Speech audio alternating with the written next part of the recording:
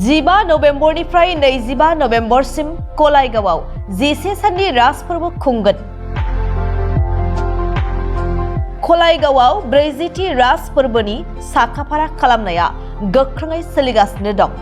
मख'नो गोनांदि बे बोसोराव 25 लाख रां बाहायनानै 11 साननि हाबाफारिजों कलाइगावनि रास फोरबोखौ खुंनाय जागोन।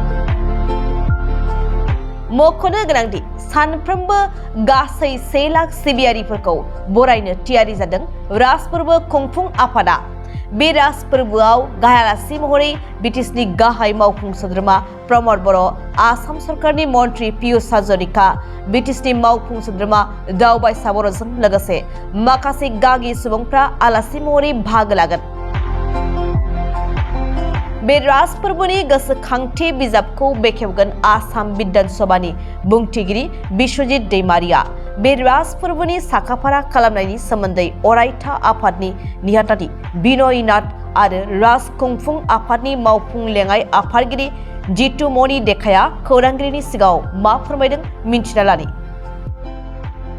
श्री श्री कृष्ण रास महोत्सव স্থলীৰ পৰা অসমবাসী ৰাইজলৈ 40 সংখ্যক কলাইগাঁও শ্ৰী শ্ৰী কৃষ্ণ ৰাস মহোৎসৱৰ পৰা কৃতজ্ঞতা জনাইছোঁ, সম্ভাষণ জনাইছোঁ আৰু সকলোকে আহ্বান জনাইছোঁ। এইবাৰ আমি 15 নৱেম্বৰৰ পৰা 25 নৱেম্বৰলৈ 11 দিনীয়া বৰ্ণাঢ্য কাৰ্যসূচীৰে আমি ৰাস উদযাপন কৰিবলৈ লৈছোঁ। ৰাস নহয়, আচলতে ৰাস মহোৎসৱ হয়। আৰু ইতিমধ্যে আপোনালোকে গম পায়, কলাইগাঁও বুলি ক'লে কলাইগাঁৱৰ এটি ঐতিহ্য আছে, কলাইগাঁও সম্প্ৰীতিৰ নিদৰ্শন আছে। ৰাসো আমাৰ ব্যতিক্ৰম নহয়। আমি হিন্দু মুছলমান সকলো জাতি জনগোষ্ঠী সকলোৱে একলগ হৈ আমি ৰাসখন সকলোৰে উপভোগ্য কৰাৰ কাৰণে আমি যৎ পৰনাস্তি চেষ্টা কৰিছোঁ। আমাৰ এটা বিশাল আয়োজন, ইয়াতে অতি কমেও 40ৰ পৰা 60 বিঘা এলেকা আমি সামৰি আমি কলাইগাঁও ৰাস আমি উদযাপন কৰোঁ। লগত আমাৰ নোৱা নৈ আছে, লগতে আমাৰ ডাঙৰ এটা 16 বিঘাতকৈও অধিক ডাঙৰ পুখুৰী আছে। আমি এই গোটেই পুখুৰী চাৰিওপাৰে আমি বিভিন্ন প্ৰতিমাৰ যি শ্ৰীকৃষ্ণৰ যি জীৱনশৈলী বা শ্ৰীকৃষ্ণৰ যি দৰ্শন আমি সেইখিনি মূৰ্তিৰ ৰূপত দেখুৱাবলৈ আমি প্ৰয়াস কৰি আহিছোঁ। ইতিমধ্যে আমাৰ 39টা বছৰ পাৰ হৈছে। এইবাৰ আমাৰ 40 সংখ্যক ৰাস উদযাপন হ'ব। আমাৰ বিটিচিৰ EM দিগন্ত বৰুৱা ডাঙৰীয়া সভাপতি হিচাপে লৈ জিতুমণি ডেকাক কাৰ্যকৰী সভাপতি, দুলেন নাথ আৰু কৈলাশ শইকীয়াক সম্পাদক হিচাপে লৈ আমি এখন 51জনীয়া কমিটিৰ লগতে 12খন উপ সমিতিৰে আমি উদযাপন সমিতি গঠন কৰি দিয়া হৈছে। মই নিজে স্থায়ী সমিতিৰ সম্পাদক হিচাপে মই অহৰহ গোটেই বিষয়বস্তুখিনিৰ ওপৰত তদাৰক কৰি আছোঁ।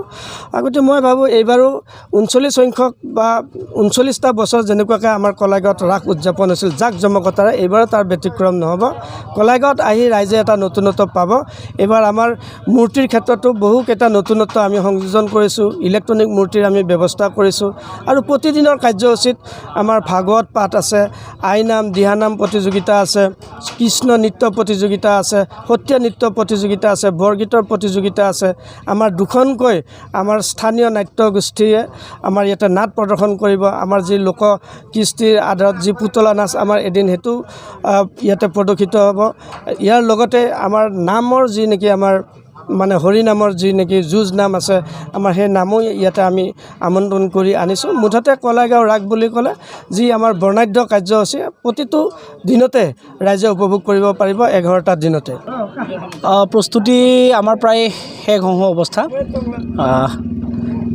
মূলতঃ আমাৰ এইবাৰ 40 সংখ্যক কলাইগাঁও শ্ৰী শ্ৰীকৃষ্ণ ৰাস মহোৎসৱ, বিভিন্ন জাতি উপজাতিৰ এইখন মিলন তীৰ্থভূমি কলাইগাঁও। গতিকে বিগত 39 বছৰ ধৰি অতি সমন্বয়েৰে এই অঞ্চলৰ প্ৰতিটো জাতি জনগোষ্ঠীৰ সহযোগত কলাইগাঁও শ্ৰী শ্ৰীকৃষ্ণ ৰাস মহোৎসৱ উদযাপিত হৈ আহিছে। এইবেলেও বিটিচিৰ কাৰ্যবাহী সদস্য দিগন্ত বৰুৱাক সভাপতি হিচাপে লৈ প্ৰায় 200জনীয়া এখন সবল সমিতি ইতিমধ্যে নিৰ্মাণ কৰা হৈছে। আৰু আমাৰ প্ৰায় 25 লাখ টকাৰ এটা বাজেটেৰে আমি এইবাৰ 40 সংখ্যক কলাইগাঁও শ্ৰী শ্ৰীকৃষ্ণ ৰাস মহোৎসৱ উদযাপন কৰিবৰ কাৰণে আগবাঢ়িছোঁ।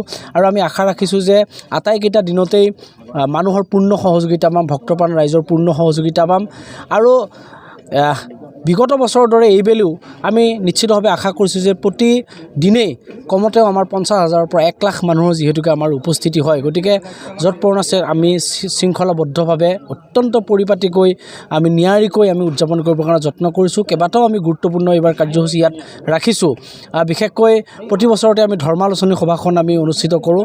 ধৰ্মালোচনী সভাত যাতে শ্ৰীকৃষ্ণৰ যি সংস্কৃতি বা ভাৰতীয় সভ্যতা সংস্কৃতি বা আধ্যাত্মিক চিন্তা চেতনা কেনেকৈ জাগ্ৰত কৰিব পাৰে বিশেষকৈ যুৱ চামৰ মাজত, সেইখিনিৰ কথা আমি মনত ৰাখি আমি ধৰ্মালোচনী সভা অনুষ্ঠিত কৰিছোঁ।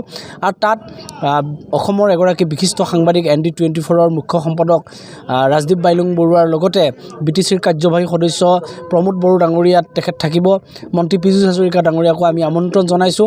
আৰু কেইবাগৰাকীও ভগত চিন্তা চেতনাৰে সমৃদ্ধ ব্যক্তিক আমি আমন্ত্ৰণ কৰিছোঁ।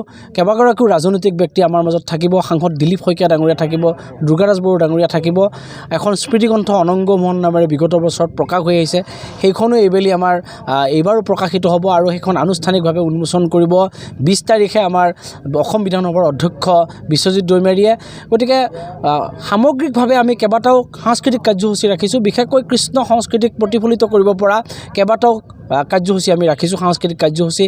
ইয়াৰ উপৰিও আমাৰ অন্যান্য যিখিনি দৰঙীয়া লোক সংস্কৃতি বা আমাৰ যিখিনি থলুৱা যিখিনি কৃষ্টি সংস্কৃতি সেইখিনি আমাৰ ইয়াত প্ৰতিফলিত হ'ব। সত্ৰীয়া সংস্কৃতি প্ৰতিফলিত হ'ব।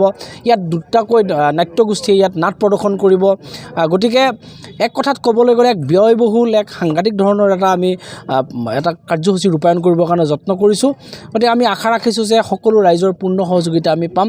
ইতিমধ্যে আমাৰ 200তকৈ অধিক মৃন্ময় মূৰ্তি সাজু হৈছে, যিহেতুকে নামনি অসমৰ ৰাস বুলি কোৱাৰ লগে লগে বা মধ্য অসমৰ ৰাস বুলি কোৱাৰ লগে লগে ইয়াত মৃন্ময় মূৰ্তিৰ দ্বাৰা আচলতে শ্ৰীকৃষ্ণৰ ৰাসলীলা প্ৰতিফলিত হয়, প্ৰকাশ কৰা হয়। কিন্তু তাৰ লগে লগে আচলতে এইবাৰ জীৱন্ত ৰাসকো আমি যাতে প্ৰতিফলন কৰিব পাৰোঁ, তাৰ কাৰণে 2টা সাংস্কৃতিক দলো ইয়াত অংশগ্ৰহণ কৰিব। গতিকে মৃন্ময় মূৰ্তিৰ যিটো ৰাস আৰু জীৱন্ত ৰাস, এই 2টাৰ এক সংমিশ্ৰণ ঘটিব বুলি মই ভাবোঁ। গতিকে এইখিনিয়ে মূল কথা।